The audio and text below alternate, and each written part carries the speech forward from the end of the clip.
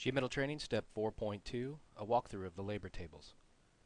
Within the rectangular pressure file, we've already discussed all of the items on the left-hand side, or the setup pages. Now we need to look at the labor information that is stored underneath each of the items. To begin, we'll click on the rectangular straight duct. This is the table for the standard length duct. In this pressure file, our standard length is set to 5 foot, so we're looking at a 60-inch piece of duct. The labor table listed below is set up based on the aspect ratio, 1 to 1, 2 to 1, and 3 to 1. Again, we have those small rectangle and squares that are showing you the end view of the items that we're talking about. So a 12 by 12 piece of duct would be 24 inches and would use this labor table. 12 by 24 would be 36 inches and would use this labor table, hence the 12 and 24. 12 by 36 would go to the 3 to 1 aspect ratio and pull the labor for it from this table. The item labor is the labor that is only used in fabricating the item. As we discussed walking through the data file, you already know that the components store their own individual labor factors. The seam or the Pittsburgh machine has labor set up in the data file.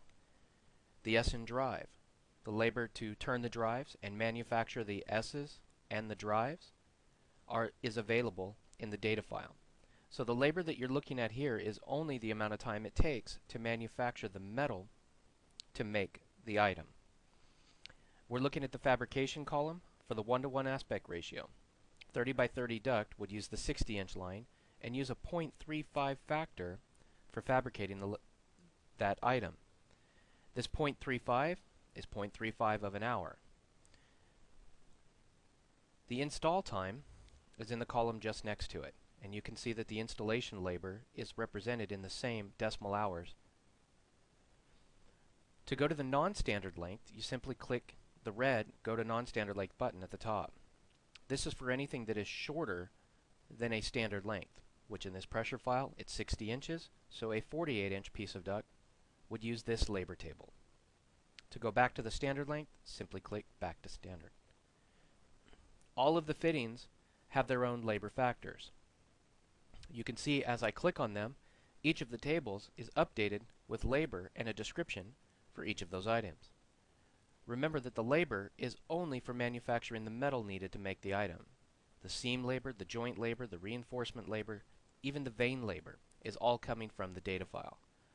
The labor that you see on this screen is simply to manufacture the item.